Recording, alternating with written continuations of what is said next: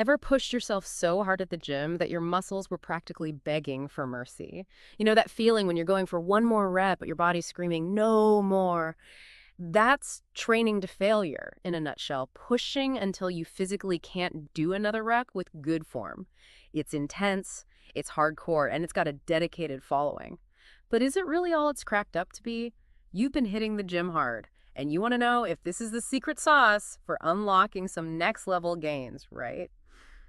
We're diving deep into the world of training to failure today, sifting through the research and separating the facts from the hype. What's fascinating about training to failure is that it's not as simple as it sounds. There's actually a lot more nuance to it than just hitting the gym and lifting until you drop. Okay, so there's more to it than just maxing out every single time. Let's unpack that. We've got the benefit of expert insights today to guide us, so no need to worry about getting lost in the jargon. Right. We're going to break it down and see if training to failure deserves a spot in your workout routine. Now, we've got some interesting research to dig into, including this article from AP that I know you've taken a look at. It dives into a review of a whopping 55 studies on this whole training to failure concept. So, before we get into the nitty-gritty, let's define what we're talking about here.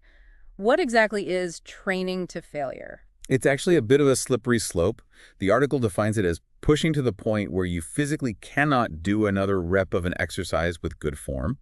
But, and this is important, there are different types of failure. Different types of failure. So it's not just about reaching your physical limit. It's about the kind of limit you hit. Precisely.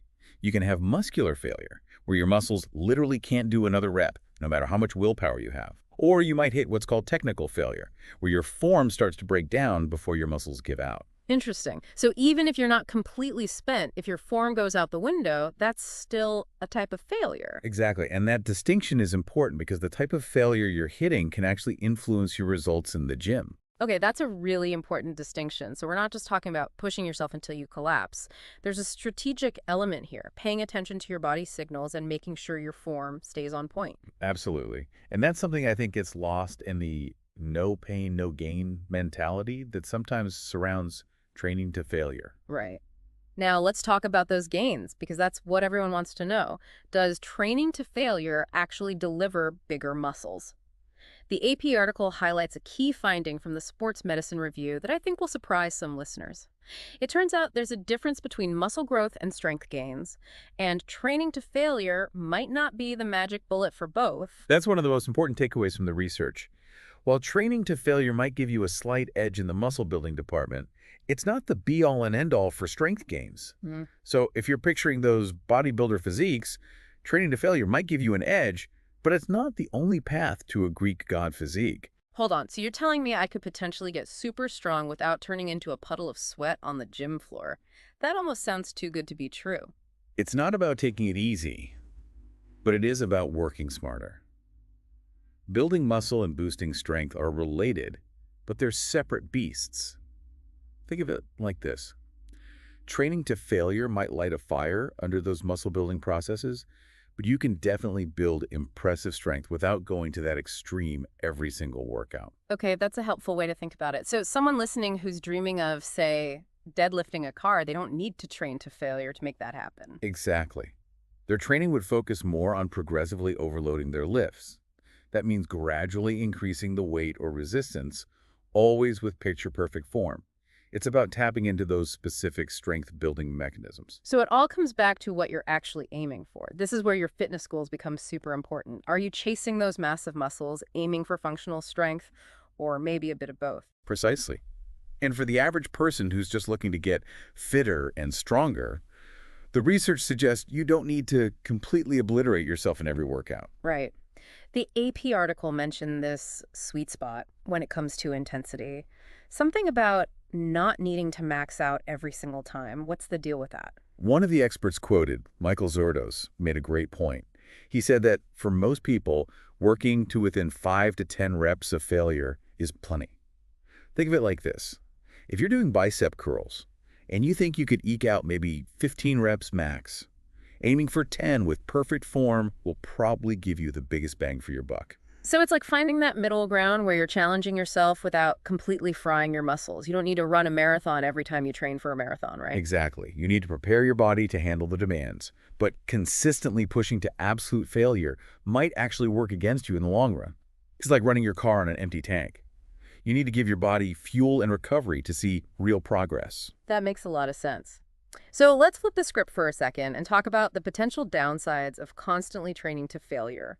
We've all heard the saying, no pain, no gain, but this AP article suggests it might not always be the gospel truth. It mentions burnout and even injuries. What's the deal with that? You've hit on a crucial point.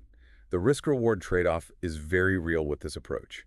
If you're constantly pushing your body to the max, you're putting a lot of stress on your system physically and mentally. And we know that mental fatigue can be just as real as physical fatigue, right? Absolutely. It can lead to fatigue, soreness that sticks around way too long, and even increase your risk of injury, which can totally throw you off track. Remember, consistency is key when it comes to seeing lasting results. It's like investing slow and steady wins the race. You want to build a sustainable routine, not burn yourself out in week one. So even though it might sound hardcore and impressive to train to failure all the time, if it makes you too sore or burnt out to even think about working out the next day, it's actually counterproductive. Exactly. And in extremely rare cases, pushing too hard too often can have more serious consequences. The article mentioned rhabdomyolysis, a condition where muscle tissue breaks down and releases harmful substances into your bloodstream. Now, it's not common, but it can lead to kidney issues and other health problems. It's a reminder that even though we're talking about pushing limits, safety should always come first. Yikes. Okay, that's definitely a good thing to keep in mind. So it seems like this whole training to failure approach might not be the most sustainable or even the safest option for everyone. But on the other hand, the article did mention a possible upside: time efficiency. It mentioned something about shorter workouts. Tell me more about that. Shorter workouts definitely sound appealing, especially for those of us who are trying to, squeeze our fitness in between work, family, trying to have some semblance of a social life. It's tough. Yeah, I hear that.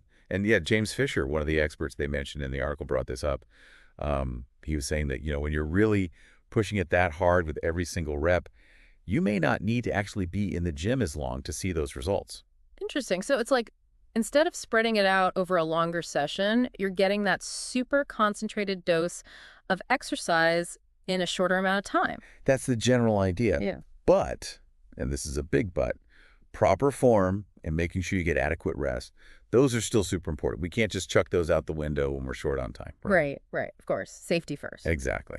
So, yeah, while some people, they might really jive with these shorter, more intense sessions, it's not about rushing through it or sacrificing good technique for the sake of, just getting it over with. So it's not just a free pass to slack off. You still got to put in the work, just maybe with a little more strategy and a lot less collapsing on the gym floor. Yeah. So even if those shorter workouts are a possibility, how do you know if incorporating training to failure is right for you?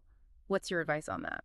Well, the AP article had some good advice. One thing they recommended was, like, maybe saving those training to failure workouts for every now and then. Like, not every single time you hit the gym, but maybe for, like, occasional workouts or even just for that last set of an exercise.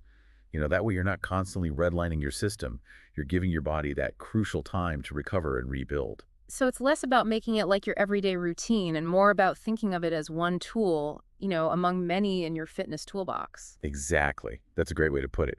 And just like with any tool, you got to make sure you know how to use this one properly. So, make sure you're properly warmed up before even attempting any kind of intense training. And I know I sound like a broken record here, but always, always, always listen to your body. If you're feeling any pain, that's your body's way of telling you to stop and reassess. Yeah, no pushing through pain. I think we can all agree on that, no matter what that old school gym mentality might tell you. Absolutely. Couldn't agree more. And, if you're new to this whole training to failure thing, working with a qualified trainer, I mean, that's a fantastic investment. They can help you figure out if it's right for you and guide you on how to incorporate it, safely and effectively. It's about finding that balance, right, between pushing your limits, but also respecting those signals that your body's sending you. 100%.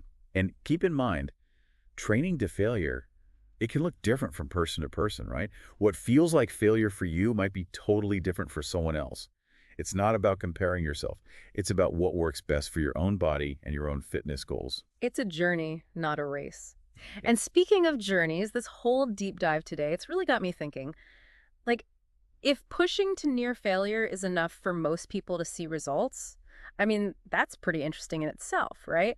What does that tell us about, the power of the mind? Ooh, I like where you're going with this. You're talking about that mental fortitude, that grit you need to push through those last couple of reps when your muscles are screaming at you to stop. Exactly. Is that mental strength just as important as physical strength, especially when we're talking about pushing our limits? That's a great question, Yeah, and it's something to really ponder. it really is. So Well, maybe it's not just about how much weight we can lift, but also how we push our minds too. hmm, Who knows? Maybe mastering those last few reps, maybe that's just as much about mental strength as it is about physical strength. Something to think about as you're crushing your next workout. absolutely, something to think about.